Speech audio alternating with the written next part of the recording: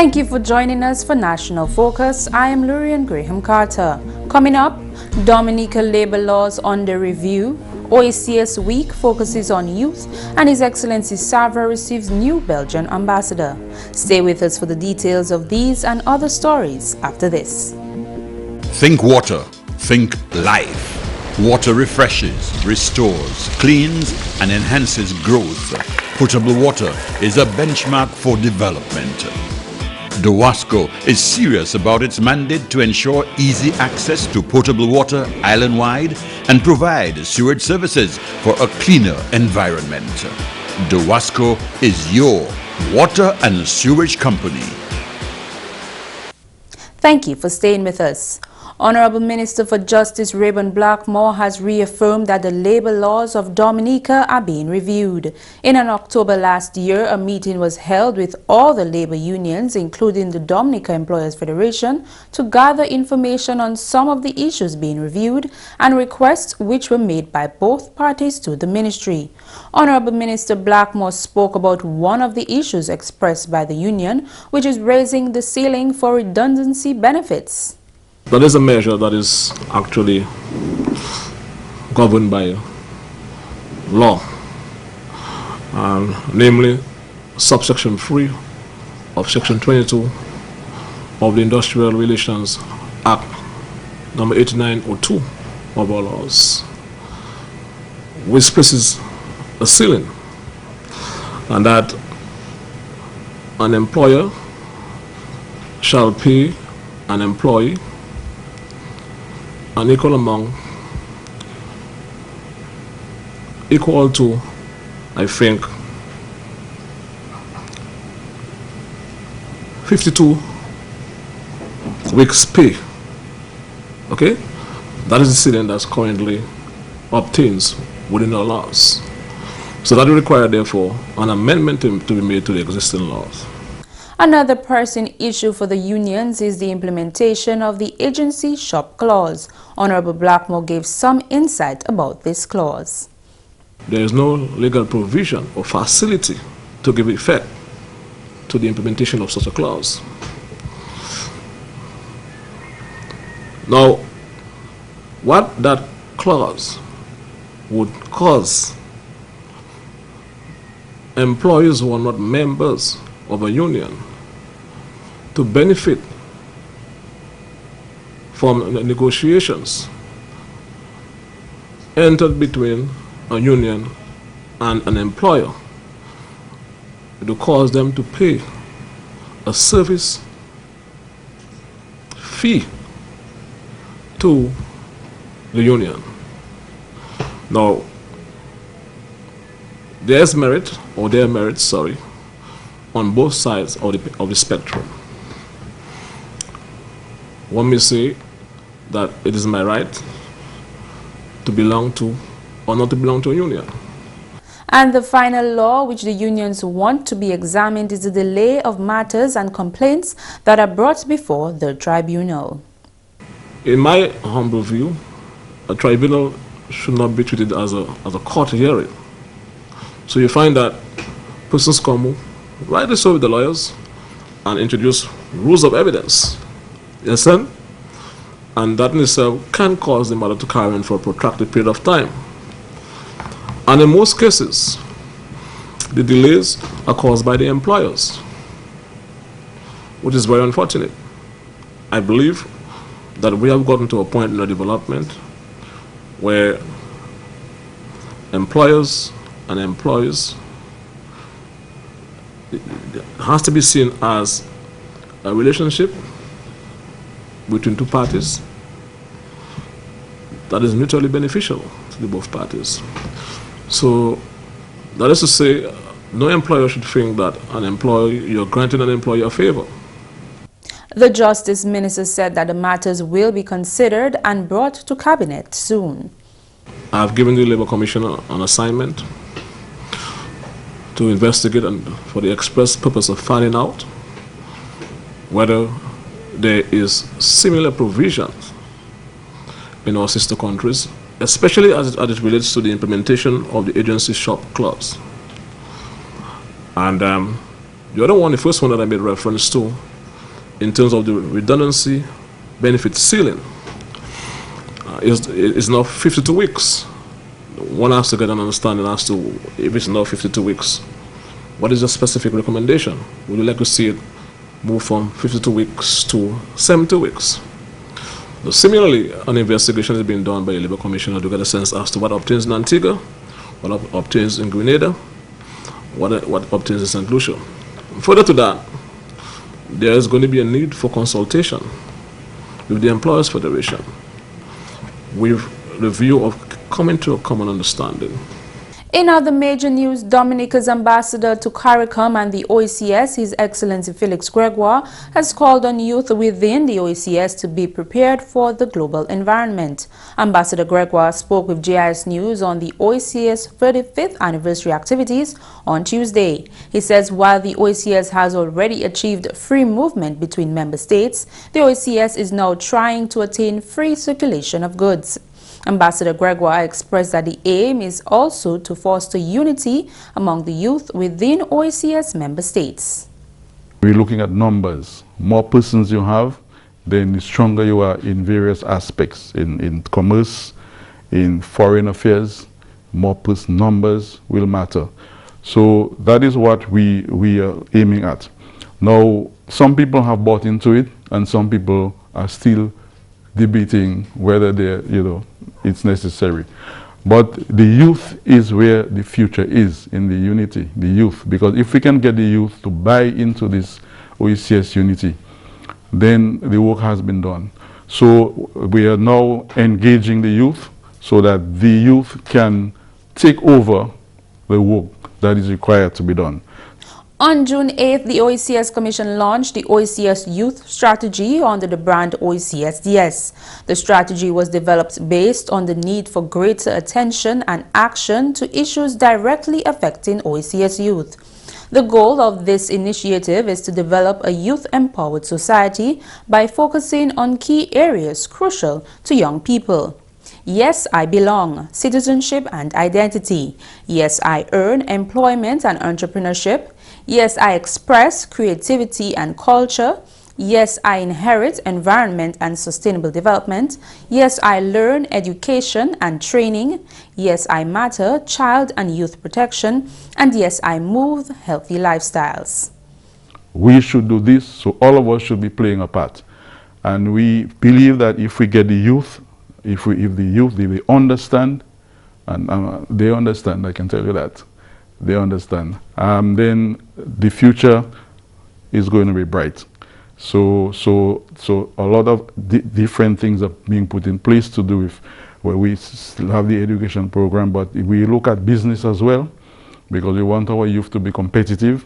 Then the whole question of training, so that they're already competing with the students in the CARICOM region through the CXC, and they're holding their own.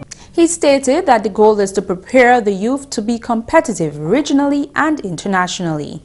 A number of programs will be geared towards businesses, getting them to be business-oriented in their thinking. Because the other day I heard the president of the state college saying that a few guys will be millionaires soon. I think he had an IT program and some people had done well. And he said they'll be millionaires soon. And I was happy to hear that, because people need to think like that, to become, there's nothing wrong with becoming a millionaire, whether you are 18 years old or 60 years old. So you should think of that, because there's nothing wrong with that. And that is how we want our students to think, that they can excel in whatever avenue, whatever field they're in. They excel, and then they do themselves proud, their families proud, and their country proud. This year's 35th anniversary observance in Dominica began with a radio program on Tuesday. On Wednesday, an ecumenical service was held at the Roseau Cathedral. Throughout the week, radio and television programs as well as per-school exhibitions on Friday form part of activities. New Ambassador of the Kingdom of Belgium to Dominica, His Excellency Savarin, presented credentials to Dominica's President, His Excellency Charles Savarin, on Wednesday. His Excellency Savarin noted the positive outcome of negotiations held between the O.E.C.S mission in Brussels and the European Union for the Schengen visa waiver agreements for O.E.C.S member states. The agreement was signed by Dominica's Foreign Minister, the Honorable Francine Baron, in Brussels on the 20th of May 2015. Under this agreement, Dominica and other O.E.C.S nationals who are visiting any of the Schengen states for up to 90 days within a 180-day period for the purpose of carrying out unpaid activities no longer require a visa. This most welcome development will significantly improve travel between O.E.C.S member states and the Schengen states. His Excellency GIS Savarin says the move has brought the two regions closer. The new ambassador also spoke of Belgium's continued commitment to combating climate change, another issue of mutual interest to both countries. We promote a strong EU-CELAC cooperation in order to bring the two regions closer together and to tackle problems jointly. The visa exemption to travel to the EU is a tangible result of our mutual trust and respect. We know that Dominica is very vulnerable for the effects of climate change. We have seen the devastating effects of the tropical storm Erika last year. The problem of climate change concerns the whole planet, and we have to fight this phenomenon all together in solidarity. He called on the continued support of Dominica for Belgium's election to various international bodies, while His Excellency Charles Savarin assured of Dominica's continuous support in that regard. His Excellency Charles Savarin served as Dominica's ambassador to Belgium for 7 years from 1986. Dominica and Belgium have shared diplomatic relations since 1980. His Excellency GIS Savarin will replace Her Excellency Godelieve van den Berg and will be in resident in Jamaica. You are watching National Focus. More when we return. I had a bleeding disorder that I did not know about, and they had to be transfusing me continuously. I got 56 units. Being there at the blood bank, I was like, yo, I'm actually saving someone's life. You never know when you can go. Give blood. I have done it, and believe it or not, it don't hurt. I won't be scared. I'll give. You know you're gonna give blood. I'll make sure she does. Sit down at the blood bank in a comfortable environment for 45 minutes. Helping people. You are stimulating your body to make brand new cells. You get free cookies, you get juice. Glad to know your blood group. Feels good. I felt as a better person. It's a good thing to be alive, and I can thank God that I'm there and I'm enjoying life.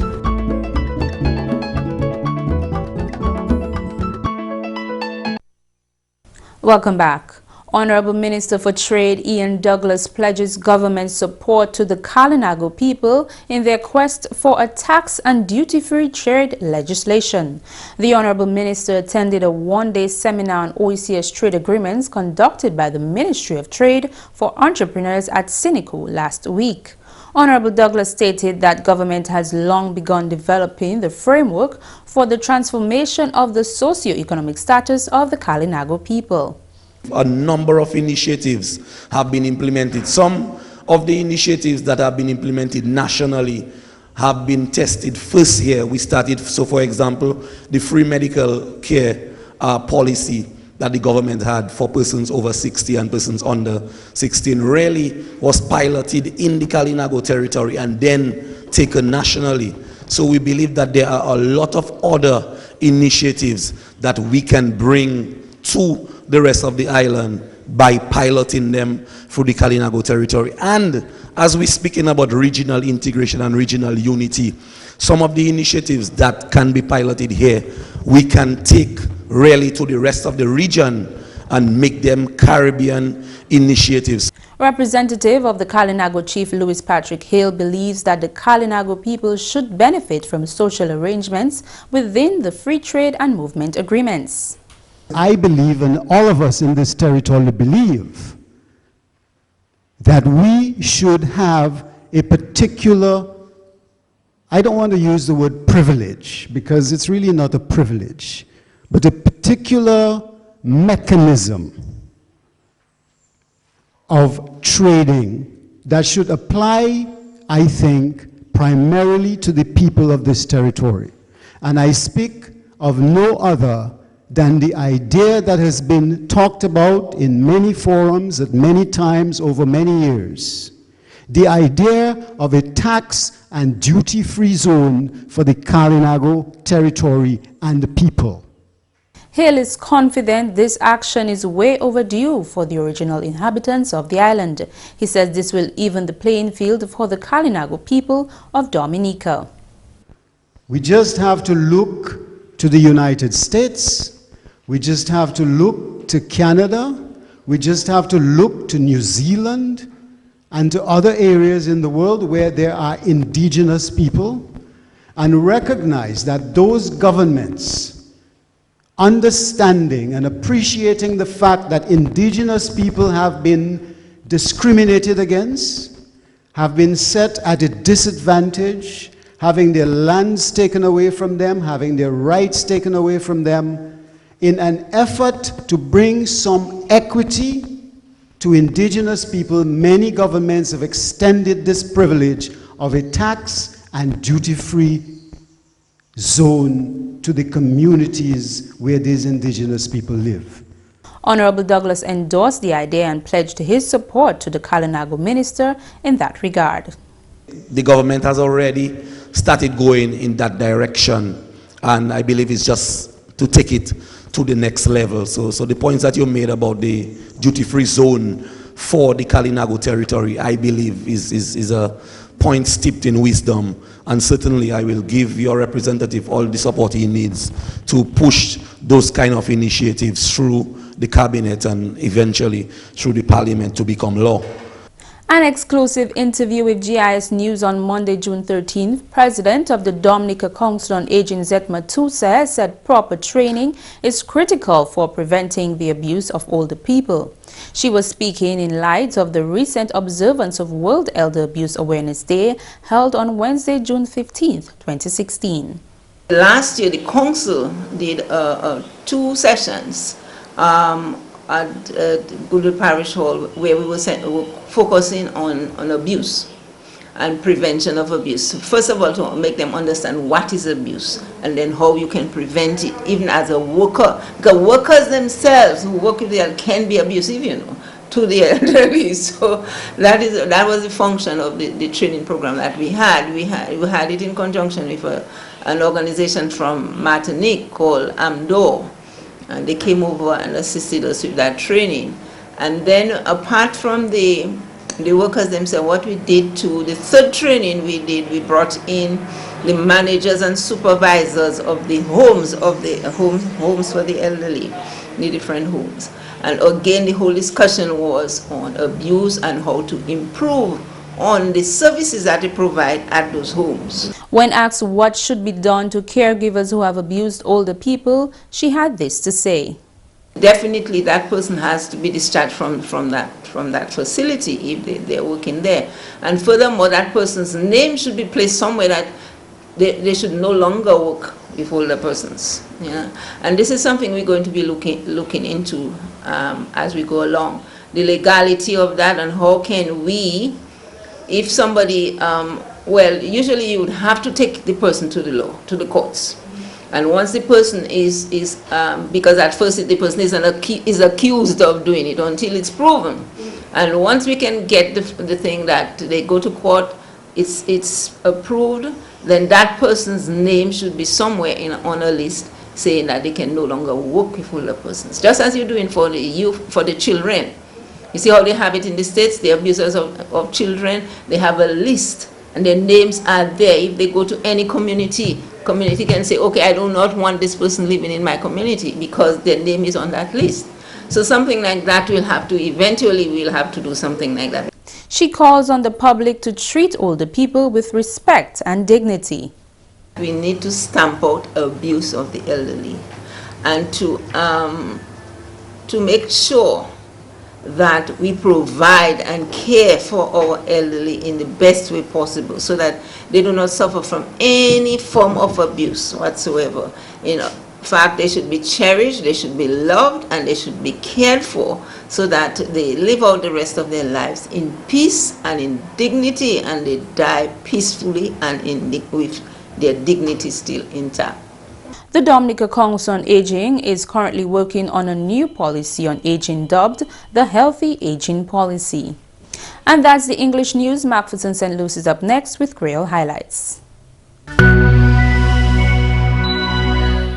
Alors tout le monde, bienvenue à ces nouvelles en créole. Non moins, c'est McPherson St. Luce. Premièrement, le gouvernement Dominica assiste pêcheurs et puis équipement FAD. Parole ça la sortie du ministre pêcheurs, Honorable Johnson Drago. Si l'homme ministre Drago, programme ça la assiste et puis exportation poisson. Comme vous savez, à présent, le gouvernement a été plus ça qui FAD, Fishery Aggregating Devices. Ça c'est un bagage gouvernement qui a fait pour mettre en la mer pour aider pêcheurs pour tirer plus poisson. Parce que quand nous avons parlé, nous avons increase à ce valeur poisson, nous avons exporté l'autre pays. So en Dominique à présent, nous avons parlé contre export of fish comme un business. Et bien, mon compte pour la Fisheries Division qui nous a envoyé plus de 40 millions de dollars poisson. On a des ça au Dominique poisson qui nous exporte. Et avec toutes ces fisheries devices nous avons mis, ces fats ça nous avons mis dehors. Nous les cannot nous tirer plus poisson parce que nous avons mené à ces poissons pour local consumption. Mais nous les poissons pour export. Parce que nous tout ça monde qui fait Dominique pour prendre un business pour faire la vie. Moi les plus pêcheurs, là ils sortent pêcher, yo que ça ka save l'argent pour prendre un loan pour faire caillou puis pour que famille yo pli au pêcher. Et puis c'est ça qui aime nous pour Fisheries Division et nous travailler ça, nous avons mis plusieurs fats dehors et nous avons mis plus. La nouvelle traitement qui d'aspa chain pour officier qui a one service à ses pays, ça autant important. Parole ça la sortie du General Manager d'aspa Benoît Badwell. C'est bien important parce que nous voulons pour Dominique, nous ne pas un monde seulement, mais nous savons les voyages pour export, pour voyager Saint-Thomas, pour n'importe quoi pour les voyages. Pour les c'est assez bon, c'est un partenaire qui est dangereux, pour damage aircraft, et bien c'est qualité de ça. C'est bien important pour nous. Badwell aussi mentionné le travail qui a pris place en basse avion Douglas Charles. Ça a marché bien avec, nous savons, nous tenons appris, mais ça a marché bien parce que au travail qu'on a fait là, avec nous, comme ça, l'IVA, nous avons métier l'IVA, nous avons fait au métier comme maçon, nous avons fait ça, nous allons continuer à travailler là, avec les noirs, à finissement moi ça, nous que ça ni asphalte là si bien pour pousser l'avion ça vient. So le travail qu'a fait nous avons poussé parce que le ministère de Public Works a fait travail a assuré travail là qu'a fait avec nous fait comme que important parce que à présent nous voulons travailler ça à fin avant saison touriste là commencer encore. So nous voulons assurer tout le travail fait. Et puis finalement, Council TVET Dominique Tapé assistance au Trinidad pour conduire le traitement en Dominique. Parole ça la sortie au directeur TVET Dominique, M. Abraham Durand. Agence Dominique qui a gardé compte